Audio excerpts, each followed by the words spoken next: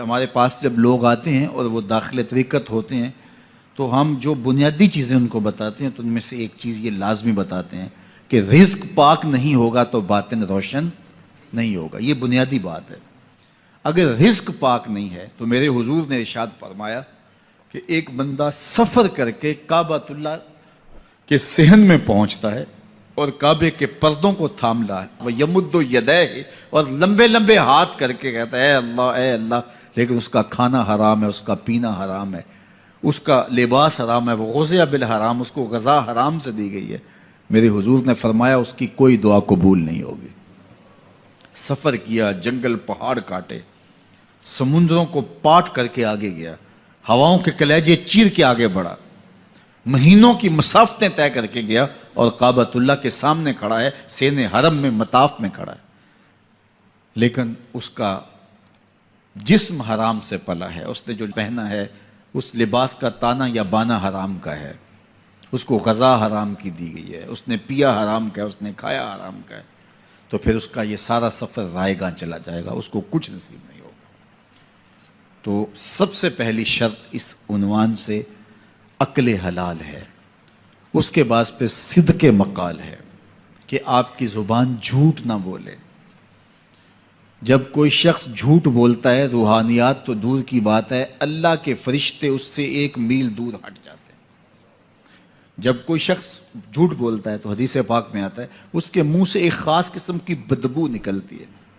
اس بدبو کو ہم نہیں سونگھ پاتے لیکن فرشتے سونگھ لیتے ہیں, چونکہ فرشتے انتہائی حساس مخلوق ہے, اور وہ جھوٹ کی وجہ سے نکلنے والی بدبو کو سونگھتے ہیں. اللہ نے حضرت امام اعظم امام ابو حنیفہ رضی اللہ تعالیٰ عنہ کو یہ بصیرت عطا کی تھی اور یہ باطنی نظر بخشی تھی کہ جب کوئی شخص وضو کرتا تھا تو اس کے وضو کے پانی سے پہچان لیتے تھے کہ یہ کس گناہ کا مجرم ہے.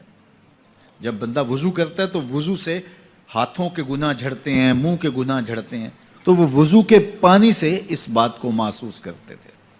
اللہ نے ان کو وہ بصیرت عطا کی تھی, لیکن انہوں نے اللہ کی بارگاہ میں عرض کی مالک مجھ سے یہ چیز چھین لے, یہ چیز مجھے نہیں چاہیے. لوگوں کے بارے میں جو ہے وہ ایسا گمان پھر پیدا ہوتا ہے.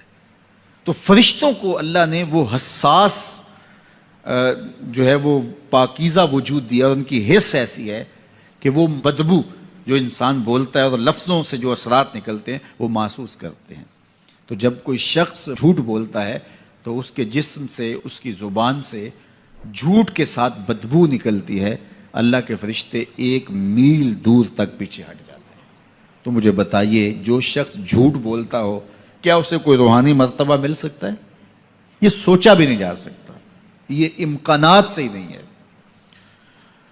اللہ کے محبوب علیہ السلام سے پوچھا گیا کہ حضور کوئی مسلمان, کوئی مومن کیا بزدل ہو سکتا ہے؟ فرمایا نہیں, وہ بہادر ہوتا ہے, لیکن ہو سکتا ہے کبھی اس سے بزدلی بھی سرزد ہو جائے. انسانی کمزوری ہے, کبھی انسان بہت طاقت میں ہوتا ہے اور کبھی انسان کمزور بھی پڑ جاتا ہے. فرمایا ہو سکتا ہے کبھی اس سے ہو بھی جائے. پھر پوچھا کہ بخل کر سکتا ہے؟ فرمایا نہیں, مومن سخی ہوتا ہے لیکن ہو سکتا ہے کبھی اس سے بخل بھی ہو جائے.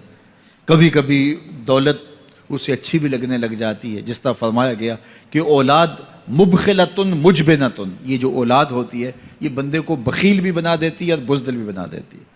جب اولاد نہیں ہوتی تو بندہ سخی بھی ہوتا ہے اور بندہ جو ہے وہ مشکل حالات میں بھی کود جاتا ہے, لیکن جب اولاد ہوتی ہے تو پھر مشکل حالات میں کودنے سے پہلے سوچتا ہے میرے بچے ہیں یتیم ہو جائیں گے.